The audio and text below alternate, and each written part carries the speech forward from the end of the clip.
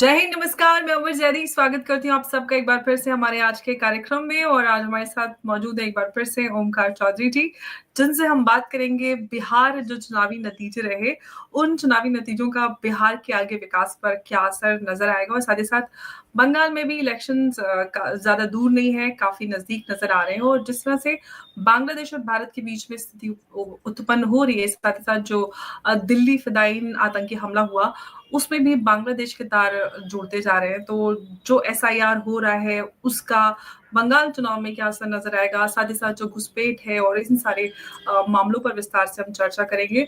बहुत बहुत स्वागत है आपका ओमकार जी। नमस्कार, जय हिंद। बहुत धन्यवाद। नमस्कार अंबर जी।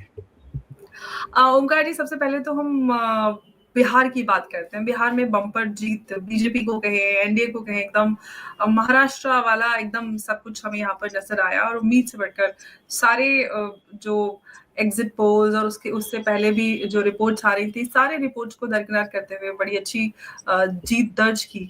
लेकिन उस जीत का हम बिहार के विकास पर क्या असर देखेंगे, ये मैं आपसे समझना चाहती हूँ। देखिए, बात ऐसी है कि बिहार में चूंकि लोगों को परिवर्तन दिखाई दे रहा है और जो विकास की योजनाएं परियोजनाएं थी वो अब जमीन पर उतरती हुई दिखाई दे रही हैं। गंगा पर बैराज बनने हों या एक्सप्रेसवे हाईवे बनने हों या पूंजी निवेश आना हो, बहुत सारी कंपनियां, बहुत सारी फैक्ट्रियां वहां पर आई हैं। और जो बेसिक नीड होती है कि भाई आपकी बहन बेटियों की, माताओं बहनों की इज्जत और सम्मान सुरक्षित है या नहीं है। इससे भी बड़ी बात यह है कि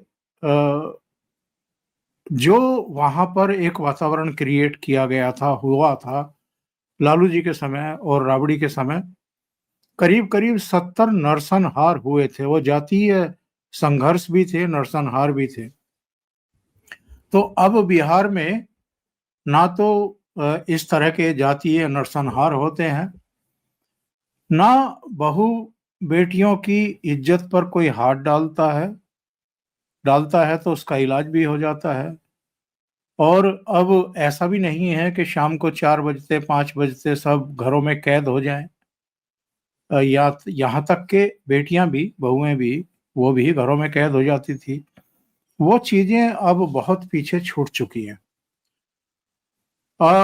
अब ये है कि लोगों की एक उम्मीद जग गई है कि ये सरकार ऐसी है जिसको मोदी जी डबल इंजन का नाम देते हैं, कि ये हमारी जो आकांक्षाएं थी, अपेक्षाएं थी, उनको पूरा कर सकती है।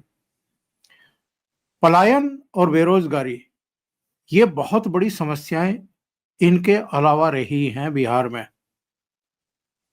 और देश भर में अलग अलग राज्यों में जिस तरीके से बिहारियों को अपमानित होना पड़ता है या हिकारत की दृष्टि से देख करके उनके बारे में जिस तरह के वीडियो वगैरह जो है वो सोशल मीडिया पर डाले जाते थे, हम लोगों को भी देख करके बुरा लगता था कि बिहारी होना या बिहार में पैदा होना कोई अपराध है क्या, या कोई अभिशाप है क्या। तो ये चीजें जब परिवर्तित होते हुए दिखाई दे रही हैं, एक संभावना की रोशनी अगर दिखाई दे रही है, तो फिर लोग उसमें बाधक क्यों बनेंगे। इसलिए इस बार जो मतदान हुआ है वो पिछले बहुत सारे जो मतदान हुए थे राज्यों के विधानसभा के चुनाव के, खासतौर से बिहार के, उनसे कहीं ज्यादा हुआ है। 67% तक पहुंच गया, 70% तक पहुंच गया कहीं कहीं तो ये चीजें, इसको लेकर के तमाम तरह की अटकलें भी लगाई जा रही थी कि नहीं, इतना मतदान तो जब बढ़ता है तो परिवर्तन के लिए ही बढ़ता है। तो वो सारी जितनी भी कपोल कल्पित एक तरीके की हवा बनाई गई थी और एक वातावरण क्रिएट करने की कोशिश की गई थी, वो सब धूल धूसरित हो गया। और अल्टीमेटली वहां पर फिर से एनडीए को ही लोगों ने चुना, सिर माथे पर रखा मैं तो कहूंगा। जितने बड़े जनादेश के साथ उनको वापस सत्ता में लेकर के आए हैं, इसके एक्चुअल में बहुत दूरगामी संदेश जा रहे हैं, चले गए, ऑलरेडी चले गए। और दूरगामी जब मैं बात करता हूं तो ये वॉशिंगटन तक, व्हाइट हाउस तक पहुंच गए। उनको भी पता है कि निरंतरता में 2024 में जून में जो रिजल्ट आए थे लोकसभा के, उसमें जरूर मोदी जी को हल्का सा झटका लगा था, क्योंकि बीजेपी खुद इंडिपेंडेंटली 272 के आंकड़े को पार नहीं कर पाई थी, 240 पर अटक गई थी। लेकिन उसके बाद भी अगर देखें हम अंबर जी, तो 2014 और 2019 की सरकार से भी ज्यादा मजबूती से फैसले लिए गए हैं।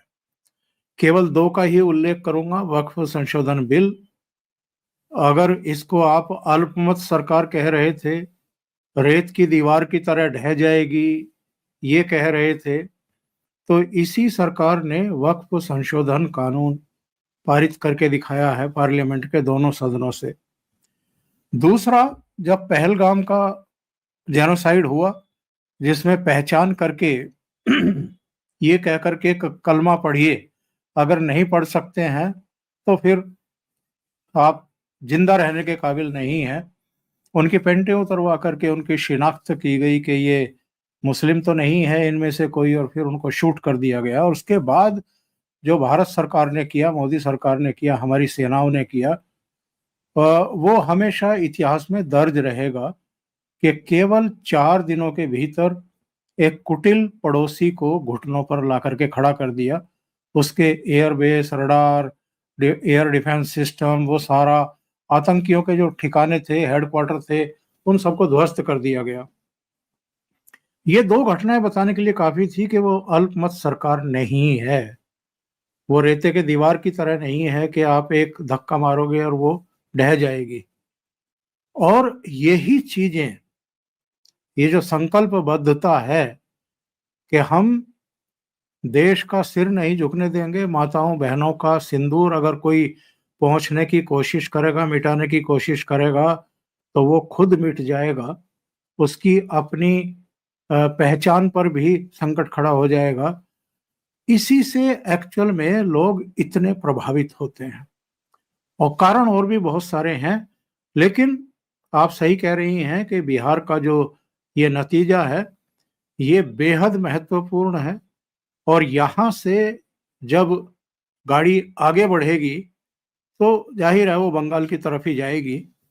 और बंगाल के बाद भी आसमान तो अभी बहुत है, फलक तो बहुत है, उड़ान जो है यहाँ से पकड़ ली है इन्होंने। बल्कि मैं तो कहूंगा कि लोकसभा चुनाव के बाद जो 5 राज्यों के चुनाव हुए थे, तभी उन्होंने आकाश छू लिया था।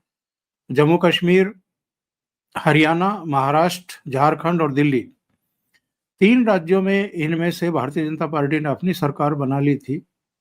और एक में नेशनल कॉन्फ्रेंस के उमर अब्दुल्ला चीफ मिनिस्टर बने, और दूसरे में झारखंड मुक्ति मोर्चा के हेमंत सोरेन बने।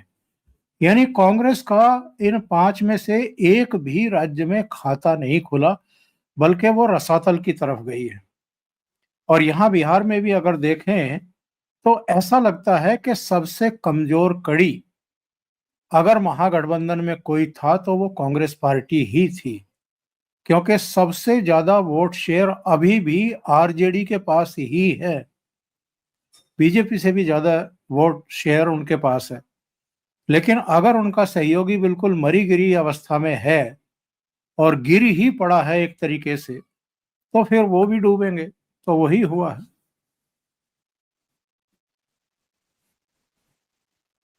साहब बिहार से निकलकर बंगाल में आते हैं, दोनों वैसे भी नजदीकी और साथ ही साथ चुनाव भी आगे पीछे नजर आ रहे हैं। बंगाल में हम ओमकार जी काफी कुछ होते हुए देख रहे हैं। एसआईआर जो हमने देखा सरकार ने की, उसका असर हमें काफी नजर आ रहा है। ओवरऑल जो घुसपैठ पर एक तहस रहती थी, उसको हम अगर देखें तो अगर देश भर में जितने भी सीमावर्ती राज्य हैं उनमें घुसपैठ में का जो मामला था उसमें कितना असर नजर आ रहा है। साथ ही साथ क्योंकि कहीं ना कहीं जो वोट बैंक और वोट का जो जाल चल रहा था ये भी, और बीजेपी को कितनी मदद मिलेगी एसआईआर से वेस्ट बंगाल में?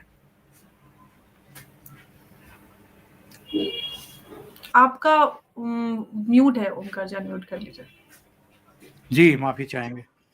मैं जी। कह रहा हूं कि अकेले बीजेपी का प्रश्न नहीं है। घुसपैठ अगर किसी भी राज्य में हुई है, कहीं भी अगर डेमोग्राफिक जो बदलाव है वो हुआ है, और किसी भी देश का कोई नागरिक अगर बिना दस्तावेज के और बिना वैध अनुमति के आपके देश में घुस आया है, इसको मैं वैसे ही मानता हूं जैसे आपके घर में कोई जबरन घुस जाए और फिर आपकी रसोई पर भी कब्जा कर ले, आपके आर्थिक संसाधनों पर भी कब्जा कर ले और बाहर निकलने का नाम ना ले। तो जब हम किसी अपरिचित को, किसी अवांछित को अपने घर की चौहद्दी में भी नहीं घुसने देते हैं, चार दीवारी के भीतर भी नहीं घुसने देते हैं, तो देश के भीतर क्यों किसी को घुसपैठ करने दी जाए? और जो काम काफी समय पहले हो जाना चाहिए था, वो अगर अब हो रहा है, वो चाहे कोई भी कर रहा है, चुनाव आयोग ही कर रहा है। हाँ, सरकार की, मोदी सरकार की एक दृढ़ इच्छा शक्ति है कि ये साफ सफाई हो और जो भी घर के बाहर का है वो जहां का है वो वहां जाए। और ऐसा ये लगातार चल रहा है। हाँ, ये पहलगाम की घटना के बाद से इसमें बहुत तेजी आई है। जगह जगह, गुजरात में भी देखा, दिल्ली में भी देखा, बिहार में भी देखा, झारखंड में भी देखा, इवन महाराष्ट्र में भी बहुत सारे लोगों की पहचान की गई। पुलिस स्टेशंस को सक्रिय किया गया, जिम्मेदारी सौंपी गई कि आपके थाना क्षेत्र में जहां जहां भी इस तरह के लोग रह रहे हैं, संदिग्ध किराए के मकान लेकर के रह रहे हों या झोपड़ी वगैरह डाल करके रह रहे हों, उन सब की पहचान करिए, उन सबको हिरासत में लीजिए और फिर ये सुनिश्चित होने पर कि ये भारतीय नागरिक नहीं है, फिर उनको या तो जो भी डिटेंशन सेंटर है वहां पर, या उसके बाद अल्टीमेटली जिन देशों के वो नागरिक हैं वहां इनको चलता किया जाए। एक होशियारी ही कहूंगा गवर्नमेंट ऑफ इंडिया ने ये की है कि ऐसे लोगों को गिरफ्तार ना किया जाए, ऐसे लोगों को कानूनी धाराओं में जकड़ करके जेल में ना डाला जाए। जेलों में वैसे ही इतनी ज्यादा ओवरलोडेड है वो कि वहां पर एक अनार्की की सिचुएशन पैदा हो जाए। और नंबर दो, फिर जेल में भी आप रख करके इनको इनकी रोटी का, दवा दारू का इंतजाम तो आपको करना ही पड़ेगा, उनके वस्त्रों का और दूसरी तमाम चीजों का भी आपको ध्यान रखना पड़ेगा। और जो भारतीय अदालतें हैं उनमें दशकों दशकों तक जो है मुकदमे चलते रहते हैं। तो ये कवायद जो है ये बिल्कुल ना की जाए, इनको बस इनकी पहचान कर ली जाए कि ये देश के हैं या नहीं हैं, और उसके बाद जहाँ के ये हैं वहाँ इनको डिपोर्ट कर दिया जाए, उठा करके उनकी सरहदों में इनको फेंक दिया जाए। और यही काम हो रहा है, बहुत तेजी से हो रहा है। अब आते हैं एसआईआर पर। देखिए, एसआईआर का हमने नतीजा, परिणाम देख लिया है। बिहार में करीब 69 लाख नाम जो है वो मतदाता सूची से हटाए गए, 21 जोड़े भी गए, तो कुल मिलाकर के हम कह सकते हैं कि 47-48 लाख जो है वो कम हुए हैं पहले के मुकाबले। और अगर इतने लोग कम हुए हैं तो 48 लोग भी पूरे राज्य में ऐसे सामने नहीं आए जो ये कह सकें कि साहब हमारा नाम मतदाता सूची में नहीं है। 48 भी नहीं आए, 48 लाख निकाले गए, केवल 48% भी नहीं आए कि ये कह सकें कि हमारा नाम मतदाता सूची में नहीं। तो जो गला फाड़ते हैं बैठ करके कैमरों के सामने, छाती पीटते हैं, एक माहौल बनाने की कोशिश करते हैं कि बड़ा अन्याय हो गया, आरजेडी के लोगों को, कांग्रेस के मतदाताओं को निकाल दिया गया, तो वही आप लोग वो जो निकाले गए मतदाता सूची से उनको सामने लेकर के क्यों नहीं आ पाए? तो इसका मतलब ये है कि आप केवल रोज चिल्ला रहे हैं, क्योंकि ऐसे बहुत सारे लोग जो अब इस दुनिया में ही नहीं है वो भी मतदाता सूची में थे। ऐसे बहुत लोग जो बिहार में अब नहीं रहते हैं, दूसरे राज्यों में जाकर के रह रहे हैं अपनी रोजी रोटी के सिलसिले में, उनके वोट आप डलवा देते थे तो आपको जीत मिल जाती थी या जीत के करीब आप पहुंच जाते थे। अब चूंकि वो मतदाता सूची में ही नहीं है तो आप उनकी जगह किसी को खड़ा भी नहीं कर सकते, यानी किसी तरह का खेल नहीं कर सकते। पश्चिम बंगाल से जो खबरें आ रही हैं अंबर जी, वो बड़ी चौंकाने वाली हैं। करीब 45 से 49 लाख मतदाता ऐसे हैं जो बीएलओज को ढूंढे नहीं मिल रहे हैं। धरती निगल गई, आसमान में उड़ गए, या हवा बन के कहीं तैर रहे हैं, पता नहीं चल रहा। जब उनको उनके दर्ज एड्रेसेस पर जा रहे हैं तो वो मिल नहीं रहे। उनको बताने वाला भी कोई नहीं मिल रहा है कि ये हैं कहाँ, दुनिया में ही हैं या दुनिया से फना हो गए, या कहीं किसी दूसरे देश में या किसी दूसरी दुनिया में चले गए, या चांद पर या मंगल ग्रह पर कहीं तो गए होंगे, लेकिन कोई पता नहीं लग रहा है। तो ये जो 45 से 49-48 लाख मतदाता मिल नहीं रहे हैं, ये बड़ा खेल है। और ये किस तरीके से इनको जिंदा किया जाता था जब मतदान का समय होता था, ये हमें समझने की जरूरत है। तो ये जो कलकत्ता की सड़कों पर ममता जी अलग अलग धर्म गुरुओं को अपने आगे लेकर के, और जो वो निकाल रही थी अपनी जुलूस निकाल रही थी, शक्ति प्रदर्शन कर रही थी, नारेबाजी हो रही थी, अब ये समझ में आता है कि वो ऐसा क्यों कर रही थी। देखिए, बात ये है, आपके प्रोग्राम में शायद मैंने पहले कहा था कि ममता बनर्जी एक हद तक जाकर के रुक जाएंगी। ये जो कह रही थी कि हम एसआईआर नहीं होने देंगे, पहले तो कह रही थी कि होने ही नहीं देंगे, ये बिहार नहीं है, ये बंगाल है, इस तरह की धमकी दी जा रही थी। और ओमकार जी, ऐसे उन्होंने सीएनआरसी के समय भी धमकी दी थी, ये जला लूंगी, ये मर जाऊंगी, जान दे दूंगी। उसके बाद एसआईआर शुरू हो गया, फिर वो कह रही थी एक का भी नाम कटा तो जान दे दूंगी। नाम तो बहुत कट रहे हैं भाई, ऐसी तो कोई खबर नहीं आ रही कि ममता बनर्जी ने जान देने की कोशिश की है और उनको रोका गया बड़ी मुश्किल से। तो कहने का आशय ये है कि आप जिन्हें एड्रेस करना चाहती हैं उनको कर लीजिए, लेकिन थोड़ा सभ्य भाषा में भी आप कर सकती हैं।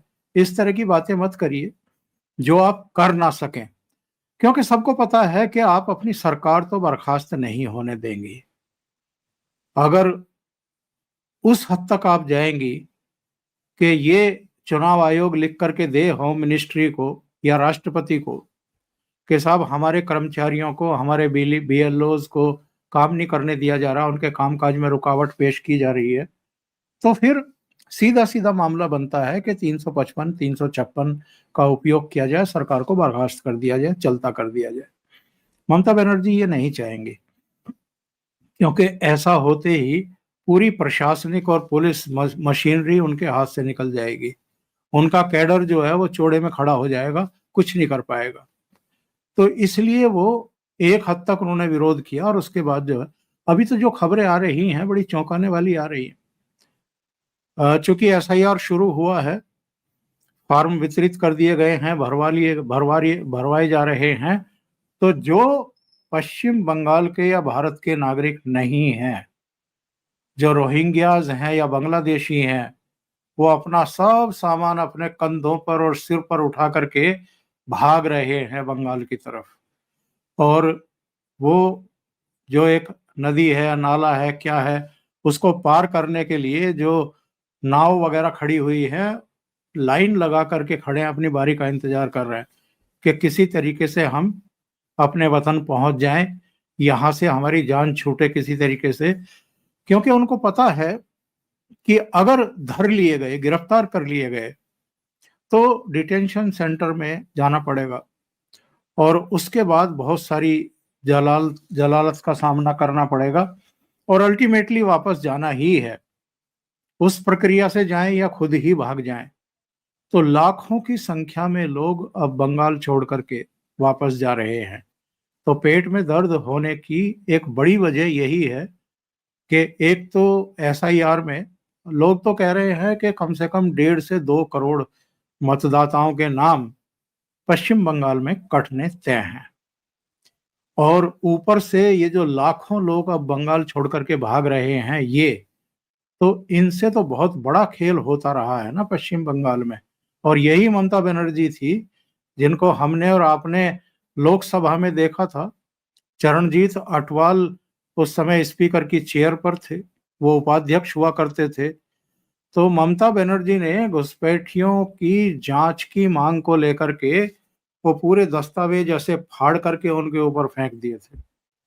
तो वही ममता बनर्जी अब इतने लाड़ प्यार दिखा रही हैं घुसपैठियों के प्रति, बांग्लादेशियों के प्रति, कि अगर वो वापस जा रहे हैं या एसआईआर में उनकी पहचान हो रही है, उनके फर्जी दस्तावेज पकड़े जा रहे हैं, तो ये इनकी रातों की नींद जो है वो उड़ चुकी है। सवाल ये आता है कि क्योंकि चुनाव नजदीक है और अगर हम बंगाल की बात करते हैं तो पिछले कई टर्म से बीजेपी काफी मेहनत करती हुई नजर आई है वेस्ट बंगाल में। इस बार आपको बीजेपी का क्या भविष्य नजर आ रहा है? बहुत सारे एक्सपर्ट्स का यह दावा है कि इस बार बीजेपी वेस्ट बंगाल में भी फतेह हासिल कर सकती है। देखिए, एक तो 3 बार की एंटी इनकम्बेंसी है ममता बनर्जी के खिलाफ, और दूसरी बात यह है कि भारतीय जनता पार्टी ने तो पिछले चुनाव में भी एक इतनी बड़ी छलांग लगाई थी, 3 सीटों से सीधे 77 सीटों पर पहुंची थी, और मुख्य विपक्षी दल के रूप में वो वहां पर स्थापित हो गई थी। पिछली से पिछली विधानसभा में कांग्रेस के पास 44 सीटें हुआ करती थी और वामपंथियों के पास 22 या 24 के आसपास सीटें थी। और वो जब भारतीय जनता पार्टी 3 से 77 सीटों पर आई थी तो दोनों शून्य पर आ गई थी। बाद में एक उपचुनाव हुआ था, उसमें कांग्रेस को 1 सीट मिल गई थी। लेकिन कहने का आशय ये है कि आज की तारीख में भी अगर पश्चिम बंगाल की जनता ने ये मन बनाया कि हमको अब बदलाव करना है, तो फिर ऐसी स्थिति में विकल्प अगर कोई है तो वो भारतीय जनता पार्टी ही है। और जो गड़बड़ियां अब तक वहां होती रही